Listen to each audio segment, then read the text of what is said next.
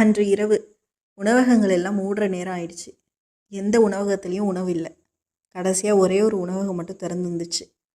ஒரு ஆட்டோ ஓட்டுநர் மெதுவாக உள்ளே போனார். தம்பி, இங்கே ஏதாவது சாப்பிட இருக்கா அப்படின்னு கேட்டார். அண்ணன் எல்லாம் முடிஞ்சிருச்சு, சரி இருங்க நான் உள்ளே போய் பார்த்துட்டு வரேன் அப்படின்ட்டு போய் பார்த்தார்.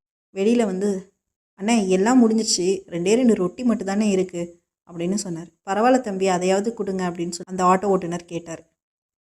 சரிண்ணா அதை எடுத்துகிட்டு வந்து அந்த ஆட்டோ ஓட்டுநர்கிட்ட கொடுத்தாரு. ரொம்ப நன்றி தம்பி, எல்லா உணவகமுமே மூடிடுச்சு.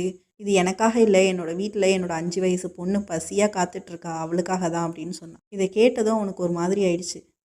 ஆனால் ஒரு நிமிஷம் இருங்க, இதோ வரேன் அப்படின்ட்டு வேகமாக ஓடினான். உள்ளே இருந்து தனக்காக எடுத்து வச்சுருந்த சாப்பாட்டை எடுத்துகிட்டு வந்து, இந்தாங்கண்ணே இதை போய் உங்கள் பொண்ணுக்கிட்ட கொடுங்க அப்படின்னு சொல்லி கொடுத்தாரு. இப்போ தானே இல்லைன்னு சொன்னீங்க அப்படின்னு அந்த ஆட்டோ ஓட்டுநர் கேட்குறாரு. இல்லைண்ணே, இது எனக்காக எடுத்து வச்சிருந்த சாப்பாடு, இதை உங்கள் பொண்ணுக்கிட்ட போய் கொடுங்கண்ணே அப்படின்னு சொல்கிறாரு. பரவாயில்ல தம்பி, இது உங்களுக்காக எடுத்து வச்சது, இதை நீங்கள் என்கிட்ட கொடுத்துட்டிங்கன்னா உங்களுக்கு என்ன பண்ணுவீங்க அப்படின்னு சொல்லி கேட்குறாரு. பரவாயில்லண்ணே, இன்றைக்கி ஒரு ராத்திரி தானே, நான் பார்த்துக்கிறேன் அப்படின்னு சொன்னார். தம்பி, என் பொண்ணுக்கு அம்மா இல்லை, நான் தான் எல்லாமா இருக்கேன், இன்றைக்கி அவளுக்கு ஒரு அண்ணன் கிடச்சான்னு நான் போய் சொல்கிறேன் அப்படின்னு சொல்லிட்டு போனார். அவன் ரொம்பவே சந்தோஷப்பட்டான். இத்தனை வருஷ உழைப்பில் அவனுக்கு கிடைச்ச மிகப்பெரிய பரிசாக தான் நினச்சான். இந்த உலகத்தில் இன்னமும் மனிதத்தன்மை வாழ்ந்துக்கிட்டு தானே இருக்குது. நன்றி.